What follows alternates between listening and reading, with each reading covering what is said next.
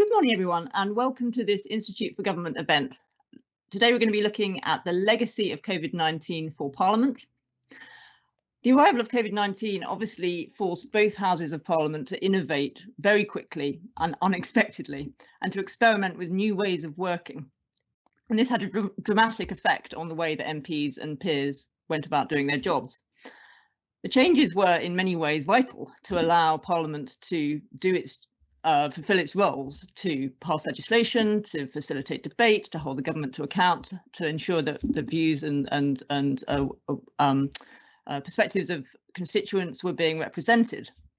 But they've not been without controversy. Questions have been raised about the quality of accountability when ministers have been appearing online, about the spontaneity of debate, and about the democratic implications of different ways of voting. But there are also clear benefits from greater use of digital technology, most obviously in terms of inclusion, but also for the ways in which MPs can balance their various and peers, of course, can balance their various responsibilities. So the aim of this event is to discuss Westminster's experience of the pandemic and to look forward really at what innovations should be kept and what should be dropped and who should decide. And I'm really delighted we've got a fantastic panel with us today to discuss all these questions with a range of different perspectives. So we should have a really rich discussion. We have Professor the Lord Norton of Louth, who is Professor of Government at the University of Hull and President of the Study of Parliament Group.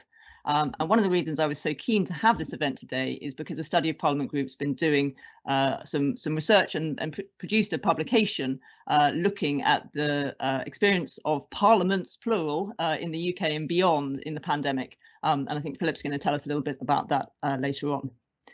Our second panellist is Matthew Hamlyn, who is Strategic Director in the Chamber Business Team in the House of Commons. And he's been really in the thick of all the innovations and changes that have happened in the House of Commons to accommodate the pandemic. And so he's got a really fascinating insight, I think, into what's gone on, and hopefully he'll be able to share that with us today. And finally, we have Tracy Crouch MP, who is Conservative MP for Chatham and Aylesford, and she has been since 2010. She's, of course, former Minister for Sport, Civil Society and Loneliness, and as announced yesterday, chair of a new review into the governance, financing and regulation of football after 6 English Premier League teams joined a cast list of big teams from across Europe and announced their intention to form a breakaway European Super League. Tracy, before we kick off, I just actually can't resist asking you a quick question about your review, if that's okay. Of course.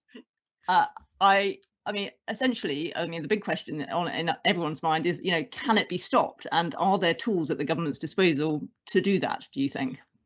Well, I think that both the Prime Minister and the Culture Secretary have set out very robust views on this. I think they've made it very clear that they will do all they can to stop this from going ahead. And I think that there are many things that they will be looking at as part of that process.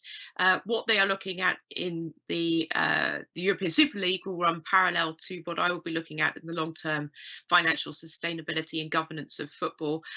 But it is undoubtedly the case that the news around the ESL has certainly triggered the review into the future of football. And just to make this a sort of parliamentary question, if what the government wants to do involves some kind of legislation, is there literally the time available to pass legislation that might be needed before the season would kick off in August? Well, I'm not sure that there will be proposals put forward for the season kicking off in August, but certainly it has been made very clear that the government is going to look at everything. And for me, there is nothing off the table in terms of the review. So I think if we do get to a position where legislation is required for perhaps some regulatory purposes, then I suspect that the time will be made available for that to happen. Great. Okay, well, I'll stop hijacking this event, but to talk about football and just to give everyone a few logistics about how the event is going to run. If you're watching live, you can post your questions in the Q&A, which people have already started to do, which is great. There's a Q&A panel at the side of your screen. Please do start doing that as soon as you like. And if you see a question similar to one that you'd like to ask, then please do feel free to like it so that we can see which the most popular ones are, and I can make sure those are asked. We'll be live tweeting from the IFG events account, and our hashtag is IFG Parliament. So please do follow that and tweet along if you would like. And finally, just to let everyone know that the audio and video recordings of the event will be up on our website within hopefully 24 hours, but certainly soon after that. So if you want to watch again, then it will be open to you to do that. But let's press on now with our event. I want to start, Matthew, with you actually, and just to ask you to set out for us what the main changes and innovations were which happened in Parliament in response to Covid-19 arriving around this time last year. Thanks very much, Hannah, and thanks for the invitation to come to the panel.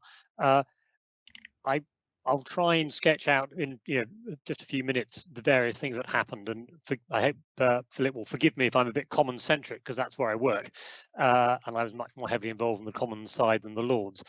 But the first thing I would say is this was very much a bicameral operation, partly because the people who did so much of the heavy lifting in our broadcasting team and in our digital team are bicameral. So we have the advantage at the beginning of a lot of colleagues in Parliament who are very familiar with the different needs of the two houses. But trying to take everyone's mind back to mid-March last year, which feels like about 1,000 years ago, it became clear as the news of the pandemic and its severity spread that we couldn't go on operating our usual model of a crowded chamber. Well, I mean, crowded when interesting things were going on, quite empty actually quite a lot of the time. But we also couldn't do likewise with our committees. We couldn't crowd in, we couldn't do all the normal things that happen in politics, which is a very gregarious profession. It's a very sociable profession, even more so perhaps than some others. So you may recall the very last Prime Minister's questions before the Easter recess of 2020 was the first time we had run a kind of COVID secure chamber. The Speaker and the House authorities and party leaders work to ensure that we had, for the first time, that very empty chamber. The Prime Ministers are rather isolated, the Leader of the Opposition rather isolated with masses of green benches. That was stage one, just how do you make this place safer?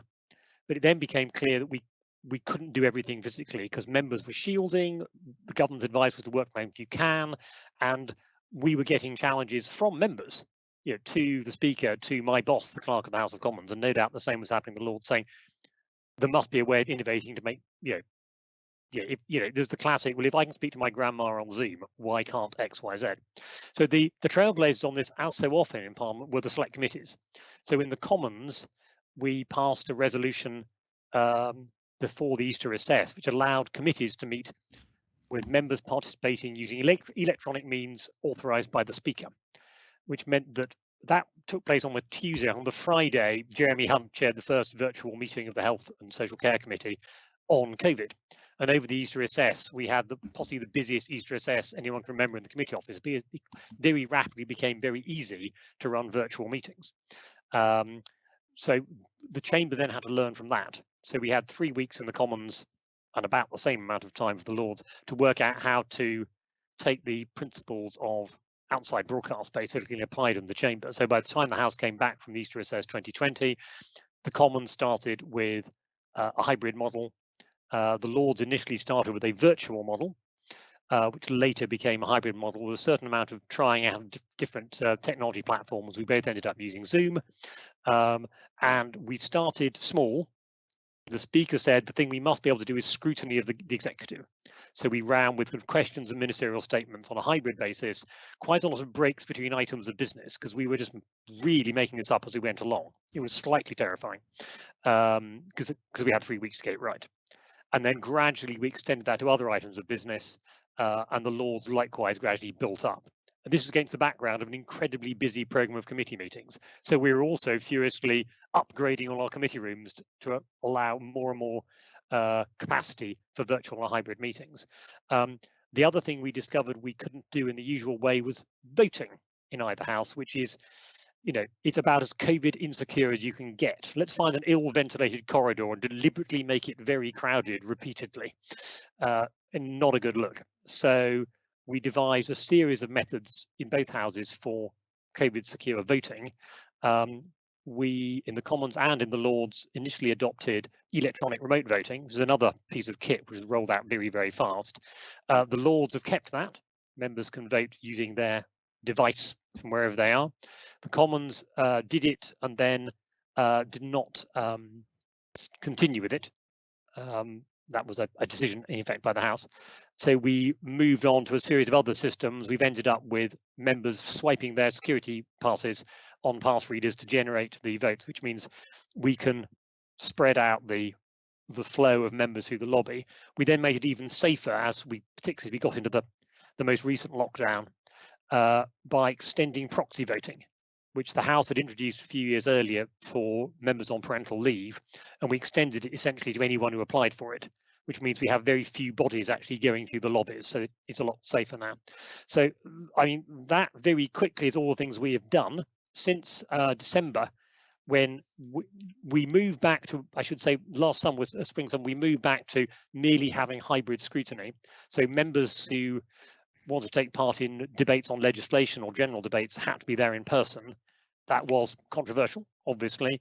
As the pandemic took hold again late last year, we went back to a model where the entirety of normal proceedings in the Commons were hybrid, and as a result, you will see in the stats, I might quote later on, a big spike in the number of members taking part virtually. I think currently it's about a third of all participation.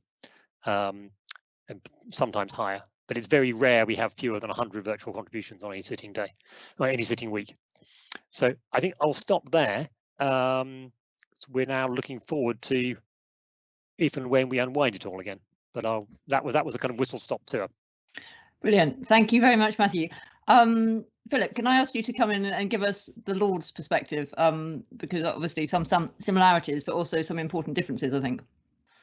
Yes, indeed. I mean, some key differences which Matthew has touched upon. I think my opening point, though, would be to give credit to the staff who've made all this technically possible, because put in comparative perspective, Parliament's done rather well compared to many other parliaments in being able to proceed in the way that it has. So I think we should acknowledge that. I think that's been very important. There are all sorts of problems with the proceedings, but the fact we have proceedings is, I think, absolutely vital, and the way that's been achieved, we should commend those responsible for it.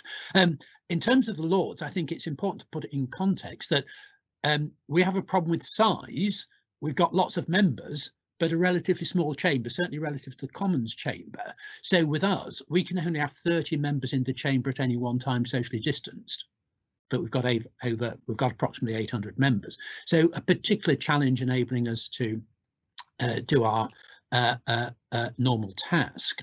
As Matthew has said, we started meeting virtually. We've then moved to hybridity, and we've maintained that throughout. We have to sign up in advance for whatever it is, including supplementary questions, taking part on amendments with legislation. And when you sign up, you indicate whether you're going to be present physically or come in virtually. And because of the numbers factor, most will be contributing virtually. The other point I'd make, Matthew's alluded to it, is we vote electronically. We've not now experimented with other means. We've just maintained that. So we've been consistent, and it's not been problematic. It's very easy to do. I've got my Lord's laptop here. If there was a vote, I'd hear the vision bells. I just press a button. That would be it. So there's certain convenience to it, quite controversial in the sense that perhaps a bit too convenient. And it does mean wherever you are, you can vote. So sort of arguments for and against. But with us, as I say, we've not followed the Commons, so there's no proxy voting because we don't need it. We've just maintained that from the beginning, and hardly any technical problems. It's been as a process, it's worked well.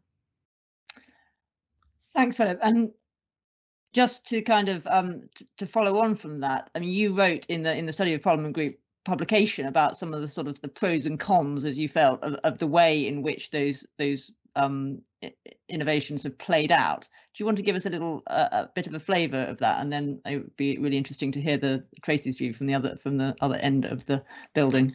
Yes, if I was identifying a number of the limitations, I mean, as I say, it's worked, but there are problems deriving from by virtue of the small chamber, and that we have to keep adjourning between proceedings for members to go out, others to come in. So there's a time factor. It becomes very clunky. I've mentioned you've got to sign up in advance, so there's no spontaneity. We took the decision that there would be no interventions. So it's problematic. You can't intervene. So minister's the dispatch box delivering a speech. Members can't challenge what the minister's saying. And the other factor, as I say, particularly with so few members being able to be in the chamber, that you don't get a feel for the House. You don't know what the reaction is. So members may be dispersed watching, might be up in arms, or might all be cheering, saying that's absolutely wonderful. You've absolutely no idea whether you're carrying the chamber with you or not. I mean, that applies to any member speaking, not just ministers. So, and the other downside is that although we've been able to formally recreate the chamber and committees in hybrid form, but we've got them. So we've recreated the formal space. What's totally missing is the informal space. So we don't have a virtual equivalent of the Bishop's Bar or even of the corridors where members can come together informally. And that's a vital part of parliamentary life. You need that informal contact for the purpose of information exchange. It's vital political intelligence. You need it to lobby if you're wanting to get an amendment through and things like that. Mind you, it's also important from the point of view of socialisation for new members. We've had a new input of peers. I don't know who they are. We don't interact with them. So that dimension is missing. And in a way that favours the executive, because members can't suddenly come together and question, well, what's the government doing? How are we going to vote on this? Have you heard this about what the government's doing, and so on? So that's an integral part of parliamentary life, absolutely crucial. And that's gone. You can only deal with it by phoning somebody, texting them, perhaps have a WhatsApp group, but that's no substitute for just informal contact, particularly in the Lords, because we don't have individual offices, we share offices. That's very valuable for talking to your colleagues. You're in constant contact, can know instantly, what's going on, have you heard this, and so on. That's completely gone. So if we're dispersed, we're isolated, and as I say, I think that favours the executive.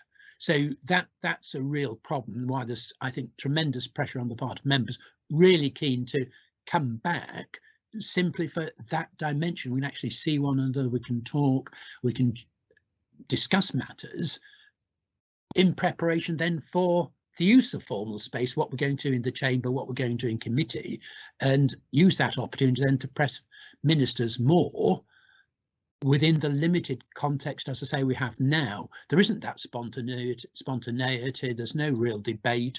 You can't intervene when ministers are at the dispatch box. So those are the sort of the problems at the moment that coming back together would address, or whether we could advance using, having an electronic, as I say, a virtual Bishop's Bar for informal contact. As an aside, picking up on what Matthew was saying about the importance of bicameralism as well, the informal dimension is so important for seeing members of the other house, because otherwise you tend not to know what's going on down the corridor, other than talking to members of the chamber, bumping into them and having a discussion. So in terms of parliamentary life, it's been so important in the past couple of decades, the existence of Portcullis House, the social space there, particularly for members coming, meeting informally from the two chambers and just observing what's going on. That's what's missing. So I think that's the real problem. If we're looking at it from the point of view of calling government to account, you need that informal interaction. That's really fascinating, Philip, and I'm particularly interested by these questions of what digital can't do in terms of both the sort of, you're talking about the cues that you do or don't get from the chamber, but also the sort of the informal spaces. Tracy, it would be really good to hear your perspective from the Commons end of the building. the benefits, the challenges of doing everything online. And I'm particularly interested in whether you've been surprised by your reaction to any of the things that have been done, or the things that you had preconceptions about, and maybe you feel differently about now that you've seen them in action. Well, I mean, first thing to say is I think Matthew and his team have done a phenomenal job in terms of very quickly transforming the way Parliament works so that we can continue to engage in our parliamentary duties. I think the challenges for me, I think they're twofold. I think that the first is personal and the second is procedural. And I think the first, as from a personal perspective, is that in ordinary times, I leave my home in Kent on a Monday. I come up to Westminster and I stay in Westminster until a Thursday. And it means that I am completely focused on what we are doing in Westminster. And, there may well be distractions, but, you're there for the duration and you sort of compartmentalize the work of your, the parliamentary side of the work that you do as an MP. When you're at home, especially if you have a small child, it is actually very difficult to work your normal parliamentary hours that you would be working in Westminster, because you suddenly have a small child home at 3 o'clock in the afternoon. And as you can see now, I'm doing this Zoom from a utility room because he is home from school today, unfortunately, and so I'm currently hiding in the utility room so that I can participate in the Zoom, and it is thanks to the Star Wars DVD that is currently keeping him occupied that I'm allowed to sort of kind of do this. But we don't all live in enormous mansions, and we don't have nannies, and we don't have all these other things that people think that MPs do have in order to be able to just carry on and do an 8 o'clock kind of parliamentary debate when actually you're home, so you should be putting your son to bed type thing. That's a personal thing, and everybody is different and all the circumstances are different, and many people have been able to do that. I just have not been able to do that. So I can only participate in parliamentary discussion where there is an option for me to be able to do so. Either he's at school or he's out or otherwise. Procedurally, I think there's been an evolution of the procedures. That Matthew alluded to some of the controversy about parts of Westminster not being open to members to be able to debate from a virtual perspective, and I'm afraid I found myself at a bit of a centre of a storm on that, in that there was a Westminster Hall debate on breast cancer, and having gone through breast cancer over the last 9 months, I wanted to be able to participate in that, just because I've suddenly learned quite a lot of new things about diagnosis and treatment and the needs of hospitals and for checking and so on. So I could have I think valuably contributed to that discussion, but at that particular point Westminster Hall wasn't open for the broadcast of virtual proceedings, and that has changed, and again that's down to Matthew and the leader of the House, and I think some good consensus across the House about how we can make that work. But it was frustrating at the time, and that's not Matthew and his team's fault. There were just technical issues that made it impossible to do so. I do think that there are some plus sides to things like proxy voting. I actually hope that one of the things that comes out of this is that there will be an extension of proxy voting, now that people can see that it can work, to other aspects of an MP's life. So at the moment it does only cover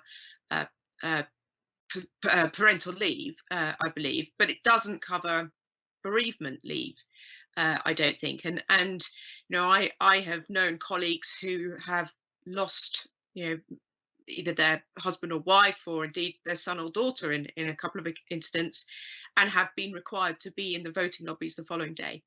And and I think that's really hard. And I think actually if we want more people from different backgrounds coming into Parliament representing the constituents, then we have to look at some alternative ways to make it an acceptable place to work.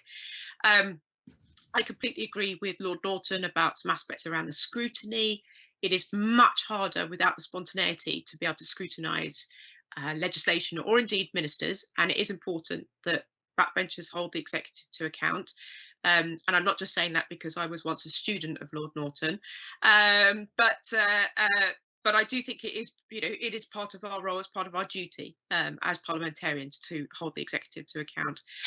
I also think that actually some of the spontaneity in select committees as well has been lost. I think that there is nothing like listening to a colleague ask a question and getting an answer and thinking, well, hold on a second, I think I can easily pitch in with an additional question here and almost interrupt the witness and so on. It's not being rude, it is about sort of kind of that spontaneity that we have in politics. And the other point that Lord Norton made, which I think is really important, is that actually a lot of what we do and the conversations that we have go way beyond the chamber. And we just don't have that ability at the moment to be able to talk to ministers direct about either a constituency case or wider policy matters. And, I found myself suddenly quite high up on the rebels list. And I thought that's, I mean, it's not unusual for me to be on a rebels list, but I found myself quite high up on this rebels list. And I was reflecting on this, and although, to be honest with you, they're all about the environment or animal welfare, actually part of it could have been avoided if you were able to have those conversations with ministers about your particular concerns. And a telephone call can come too late, it can not come at all, it could come in the middle of a Institute for Government live event, and so you can't answer it. And so it's sort of kind of that there is an issue around actually being able to discuss the future of policy, get the assurances, look people in the eyes and be able to get their, and to trust them because you've had that conversation. And I'm afraid, unfortunately, that hasn't happened. That's really fascinating to hear that experience. And I want to ask you all now about what you feel. I mean, everyone's touched on this to an extent, but what you feel about the effectiveness with which Parliament can fulfil its various roles in this current situation. I mean, clearly, it is operating in a way that actually social distancing might have meant that, and in some countries certainly, Parliament has just not met. Parliaments have not met. Or certainly didn't for long periods, and it's fantastic that we're not in that situation, but there are implications, I think, for effectiveness. I wanted to come first on this question and just pick up a question that's come through on the Q&A and put it to you, Matthew, which is about participation levels, because obviously one of the things around effectiveness, we've touched on sort of the importance of informality, informal interactions. We've touched on how well you can hold a minister to account when they're participating online and so on. But one of the other important things is who is participating via these different modes, and has that been changed by the pandemic? Matthew, could you kick us off on that? I can. I'm not sure how much hard data I can give you in terms of changing patterns. I think some initial.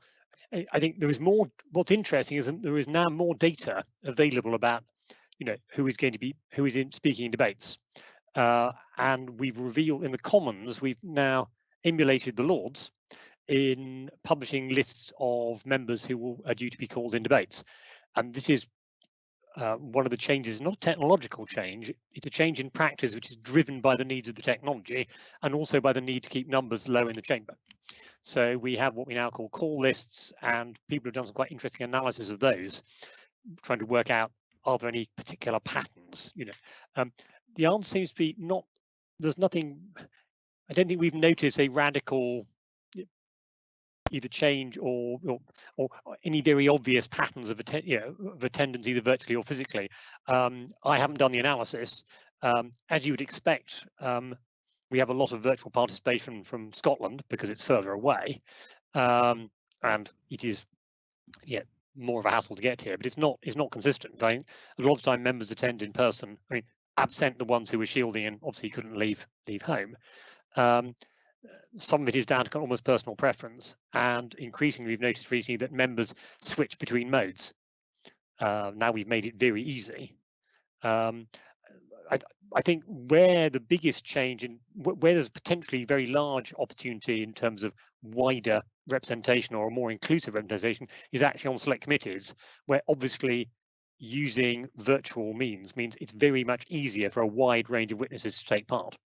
You know, witnesses who might in the past say, well, I don't want to give up a day to come to London to go in front of a committee with all the hassle involved in that, can much more easily come in for a couple of hours Zoom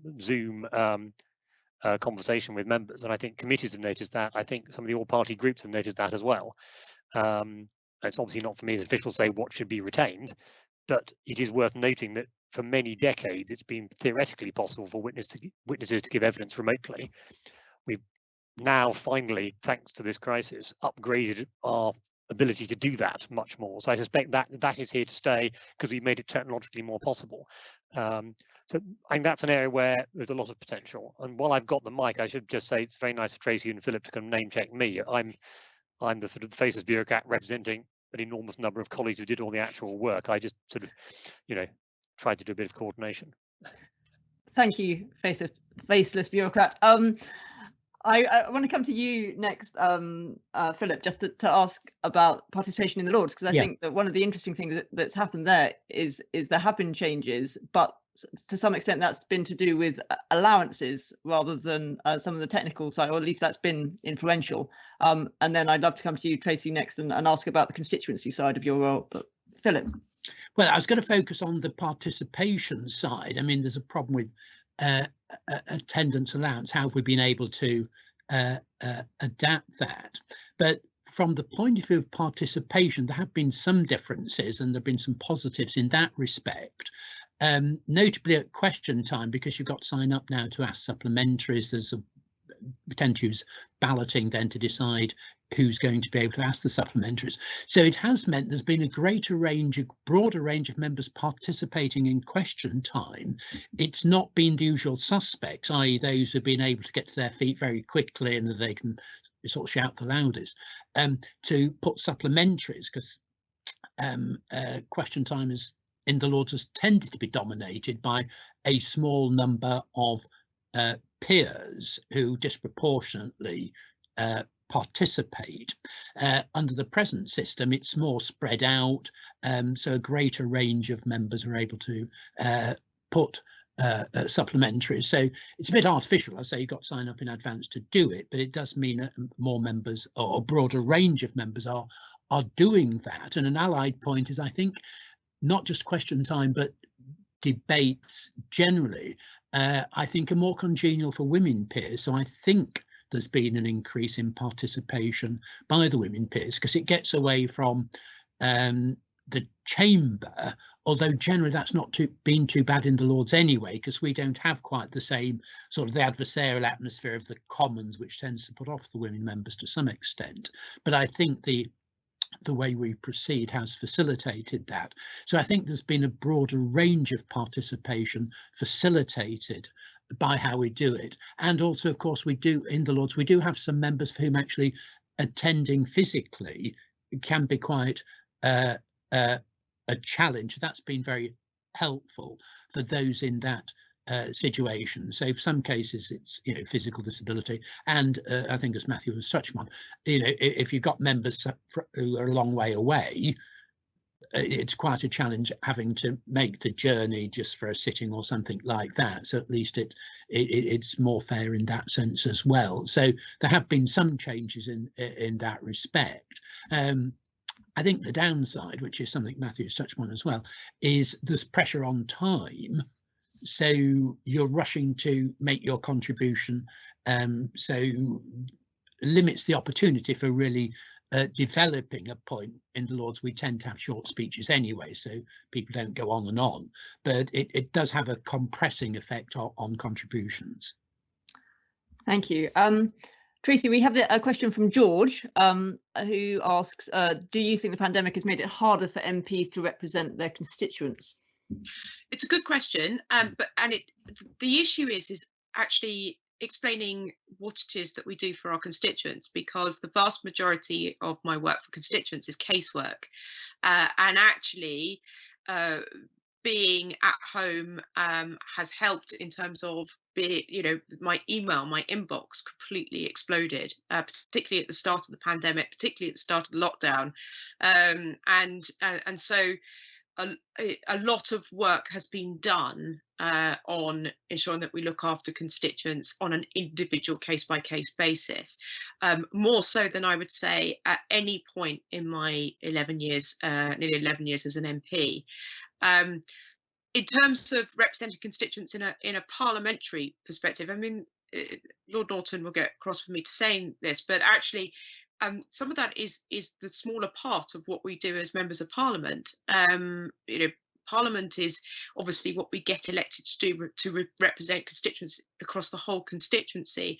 But truthfully, there are very few issues where you are representing your constituents in that respect in Parliament.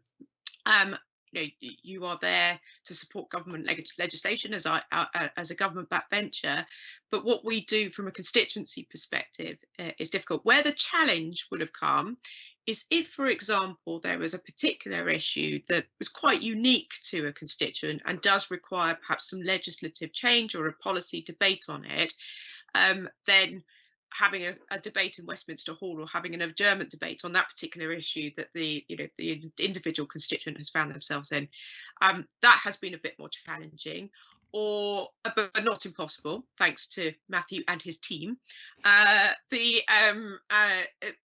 Where it is, we can still ask questions. So I can still go into transport questions and ask about the Aylesford towpath, or I can still go to DWP questions and ask about an issue to do with drop curbs or disability or things like that. So we can still do all that, but I think my point is that please don't underestimate what we do as MPs at our laptops, because that's what's really exploded over the past year. Yeah, I'm sure that's true, and the rest of us who are sort of also experiencing back-to-back Zoom or Teams meetings, there's a different stress and strain also on people, I think, as individuals having to do everything at their laptops too. I want to move on to a different question about effectiveness, which has come in from Nick Walker, and he says, there's a view that Parliament has been effectively bypassed by the government in its response to the pandemic, for example, by the use of delegated legislation for all the main public health restrictions, which has only had the most cursory scrutiny and debate in Parliament, and in some cases none. Do panellists agree with that view? And in hindsight, are there ways in which both houses and their committees could have held the government to account better over the last year? Tracy, can I start with you? And I should say, Matthew, I'm not going to ask you to express a view on this one. I mean, I'd say that's a great hindsight question. And the truth is when the pandemic started, a lot of these things needed to be done really quickly. And I think that we had to put our trust and our faith as members of Parliament, and indeed as members of the public, into what was being done. I think as time has gone on, there has been more scrutiny, and that is something that has happened because of concerns that were raised by colleagues. And of course, although the scrutiny happens, they all still pass anyway, because there's a consensus across the House that government and its related organisations have to do what is possible whatever is possible in order to control the pandemic. So in an ideal world, would we have all loved around to sit around for ages and discuss the intricate detail of the delegated legislation or the restrictions? Then yes, of course.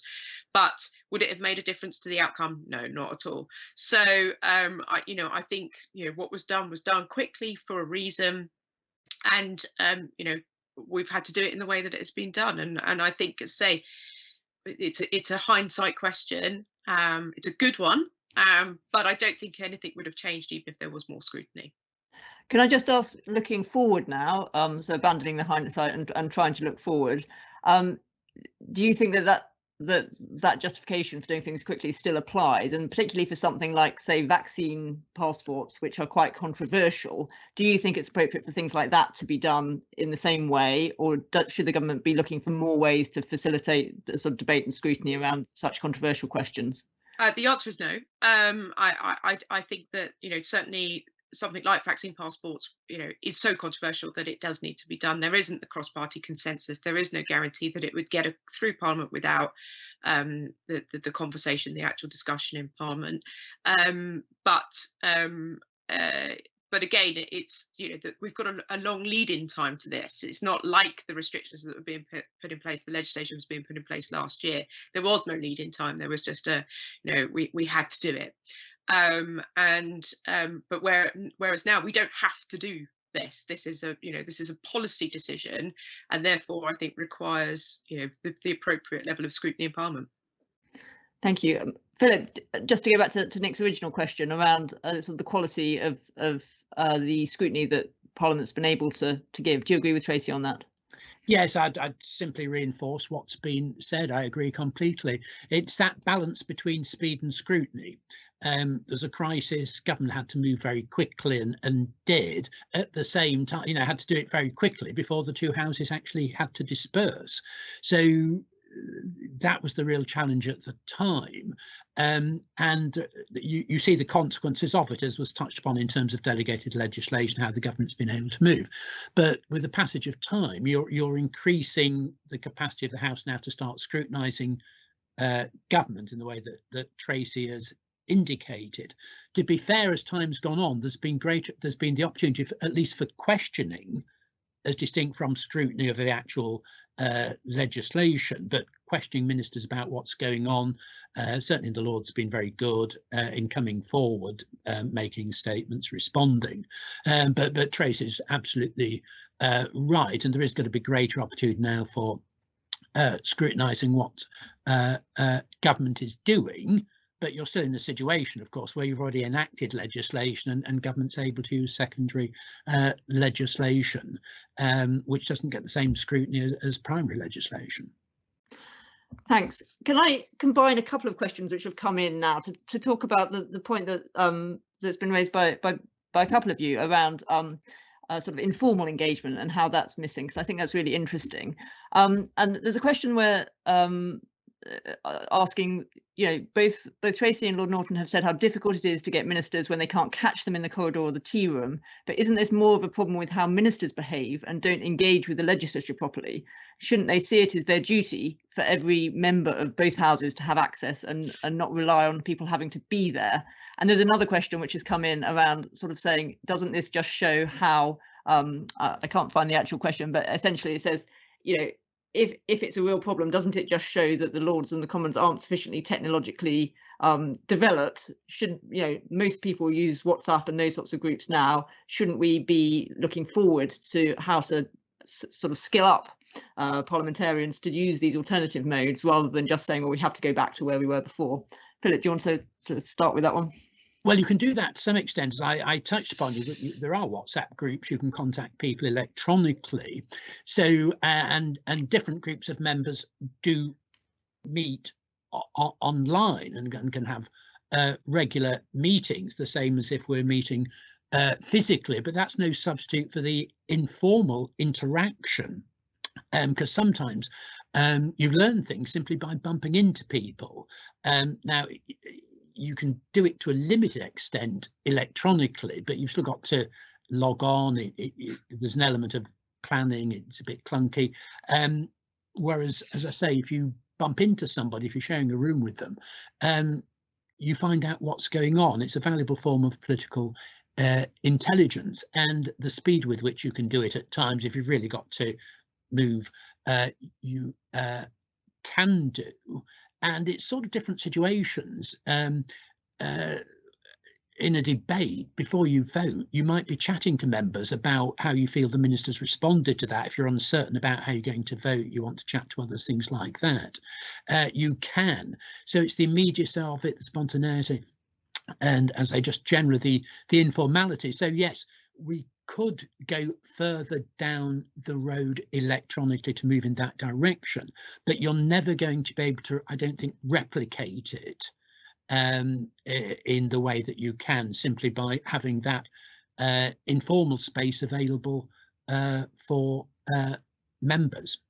And Tracy, could some of this be solved by ministers behaving differently? So I can answer this from both a previous minister perspective and as an MP. The words that strike fear into your civil servants when you're a minister is, I'm just going to pop over to the Commons for lunch. That's the point that they lose all control over your diary, over your policy discussions and everything. And you can absolutely guarantee that you'll come back from just an hour in the Commons with a whole list of things that either the civil servants had to do or a brand new policy that you've just discussed over lunch. So there is I guess there's for the civil service with their ministers not in the Commons at the moment, it may well be a wonderful thing, but for us backbenchers it's slightly different. And from a backbencher perspective, my head is cluttered with 1,000 different issues going on all at once, and it's only triggered when I see that particular personal minister walking down the corridor, and it's sort of kind of, I could be sitting there thinking, about, I don't know, the football review, and suddenly see Zach Goldsmith walking down the corridor and think, oh, I must remember to ask him about snares, and it's sort of kind of that the actual physical, aspect of seeing people in Parliament is what triggers the conversation. It's here somewhere, but it just needs unlocking. And so that's the difference at the moment, I think, with what is going on. And I'm certainly, I'm looking forward to things going back to some sort of normality in June. I think it's one point I haven't made, and I think it's really important to make, is that MPs are doing what many people across the country are doing, and are working from home in order to stop the spread of the virus. We're not here because it's far more convenient. We're not here because it's easier, because as you can see, for some of us it's not. We're not here because we're lazy. It's because we've been told to, like many other people. And my background reflects the same as millions of working mums across the country who are trying to juggle doing a job, which happens in my case to be a member of Parliament, and bringing up a 5-year-old. And so I think that these are the challenges, and trust me, when June comes and I can leave home on a Monday and come back again to the family on a Thursday, I will be on that first train. Thank you. And I have my IFG background on, so that you can't all see that I'm sitting in my bedroom, which is a common experience, I think. Matthew, can I just ask you to tell us a little bit about the staff perspective on this? Obviously, it's not just members whose jobs have changed completely. And we had a question asked about which I you may want to touch on, and I'm interested in the others' views on, but about the balance which should be struck between what members want and what staff need in terms of sort of flexibility and ways of working. But if you could just start us off with the sort of main changes and the experience of staff, that would be really interesting. Thanks very much. As I think Tracy has already alluded to, Parliament is facing, and its staff are facing, all the same challenges that everyone else is. And I would also say that also goes for members' staff, who are being used, whose operating model changed sort of overnight from coming to Westminster to do their job to, like everyone else, doing it at home. And actually, I just do generally feel really sorry for a lot of those members' staff, for whom a lot of the excitement of the job, although it's obviously wonderful working with people like Tracy and Philip, is also being at the centre of, being in the room where it happens, as it were. And suddenly you're not getting. I've talked to a few members who said, look, frankly, people who work for me didn't come to work for me just because they thought I was wonderful. They like being here, and it's a very different, proposition, if you're sitting at home. But for staff, we did, I think, a pretty good job in rapidly converting everyone to work from home. It really helped. We'd already instituted things like Office 365.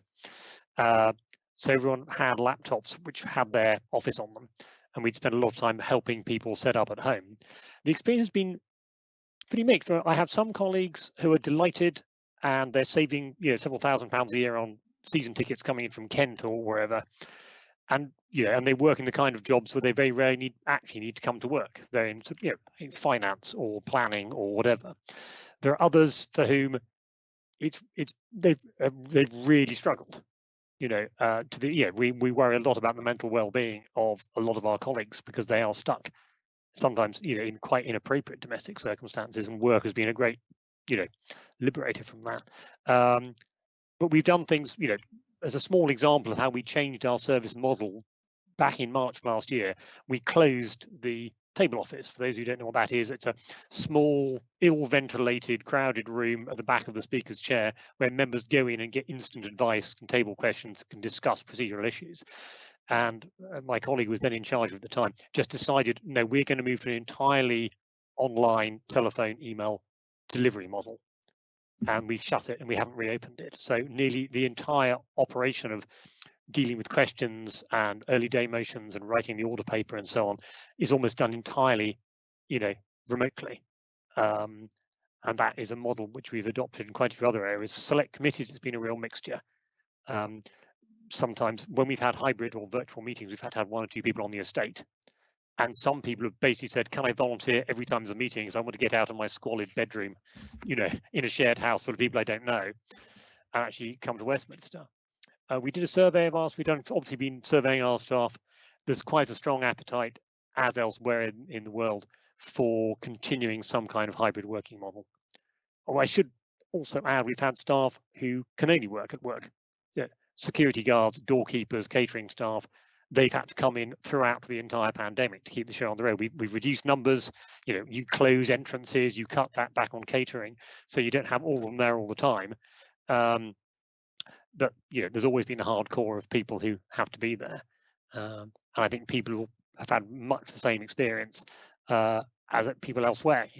Some of it's really good and they like working from home. I enjoy being able to wander around my garden at lunchtime, but I've got a little garden, so I'm really lucky. So it's much easier for me working from home than it is for other colleagues. Hannah, may I just Hannah, may I just come in on the back of Matthew, please? Sorry to interrupt. It's just that I think Matthew's made an exceptionally important point about parliamentary staff, and I, prior to the pandemic, we'd introduced in my office working from home on certain days anyway. I have a mixed, very small number of staff, and one is a very young man who loves being in Parliament, and it is all about being in Parliament. I'm sure part of it is about working for me, but it is mostly about being in Parliament. And yet I have a lady in her 40s who actually quite likes working from home on a Friday, and I have a young man who has a dog who would rather save the money on a dog sitter than work from home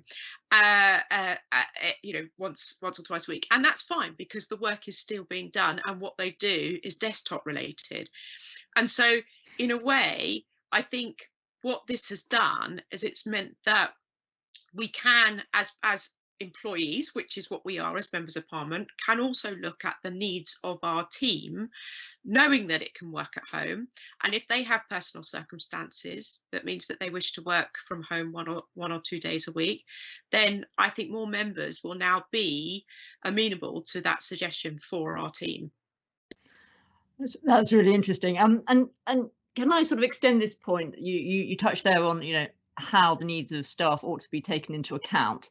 I think it's a really interesting question about how we now decide about which of these innovations are completely ditched, which are kept, which might sort of be adopted but used differently.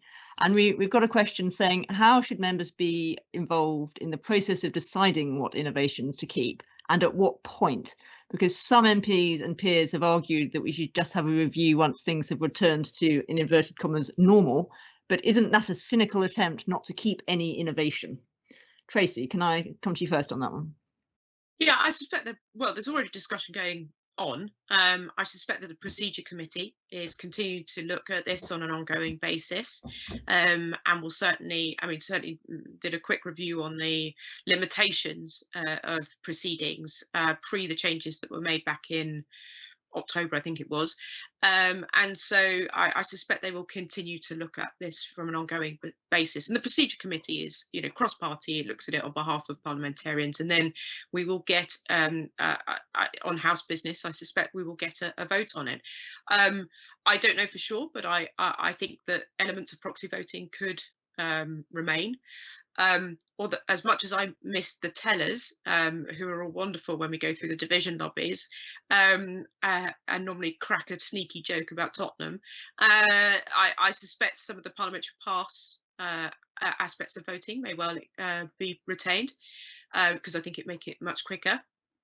I don't know about the virtual stuff. Matthew, I think, said about witnesses to select committees. You know, that may well continue, but it will be interesting to see how it progresses. I think there is an appetite from the vast majority of members of Parliament that we want to get back to more personal discussion and debate. I could see, and I'm sure Lord Norton will have a view on this, I could see parts of it having it continuing in the Lords, not least because, as Philip alluded to, it means that there has been a slightly wider number of peers participating in proceedings. But I think in Parliament, in the Commons, sorry, forgive me, I think there's a real sort of kind of appetite of, you know, colleagues champing at the bit to get back into Westminster. Philip, can I put the same question to you, but also to ask, with your sort of Professor of Government hat on, is there a question around the people who don't get a say in this? Who are the people who might like to be MPs, who would benefit from some of the innovations, which might, you know, which the current set of MPs might say, well, we were happy with how it was before. That's why we stood for Parliament. We'd agreed that would work for our circumstances. Therefore, we don't need to keep those innovations. But we might be excluding a whole set of people who could become MPs because they don't get a say in these decisions. Yes, I think it's going to be important in terms of process. I think there is a certain frustration in the House at the moment with not being able to be involved in influencing how we proceed. So I think there'll be a desire to ensure that there's a opening up of hearing from members of how we go forward. So I think you've made an important point. So I think it's that there needs to be that access to be as open as possible to input from members, including those that you may not normally hear from, and anticipate, as you say, making it more inclusive and making it a more attractive environment of those who may wish to become members. I think looking ahead as well, on your point about what may be continued, I distinguish between what I'd term continuity and reversion. By that, I mean, there may be a pressure to carry on some of the innovations at the moment. There may be some tensions over do we continue with electronic voting? Do we go back to doing it physically? I think there'll be some pressure to allow at least some element of hybridity, because the recognition that some members, it is very difficult for them physically to come in. So an element of that. I think the main pressure is to revert to go back to what we were before. But my point about reversion is that some things may not be continued, but when we move to restoration renewal, when we decant, there may be looking at, hang on, should we use some of the things we were doing during the period of pandemic that might be useful? I can see certain pressures in that respect, which may be more cost related, efficiency related, than actually effectiveness in terms of doing our job. So I have certain concerns about that the emphasis may be on that rather than enabling the institution to actually fulfill its functions effectively and focus on what matters, because coming back to an earlier point, focus on what matters of ensuring that there is actually space for members to meet informally. So we're not just recreating formal space, chamber and committees, but the opportunity for members to mix informally, and also what I'd call public face, the public facing side of the institution we tend to neglect. And there's problems with that, obviously, at the moment, and I'm very keen that we do actually address how to ensure that we interact with members of the public, how do we disseminate information, but also how do we hear from members of the public and give them a feeling that they've got access as well. So those are some of the elements I think we need to be addressing as we move forward. Thanks, Philip. I'm going to come to Matthew and let him give us his views on that. And then, Tracy, I'll come to you for a final word. And I'm particularly interested in that point, your view on that point Philip made about the implications for the restoration and renewal programme of what we've experienced during the pandemic. But Matthew, process for deciding what stays it's and an what interesting one, and it will probably work differentially in the two houses. I think, for instance, the laws, there's a kind of open-ended standing or temporary order which allows committees to meet virtually.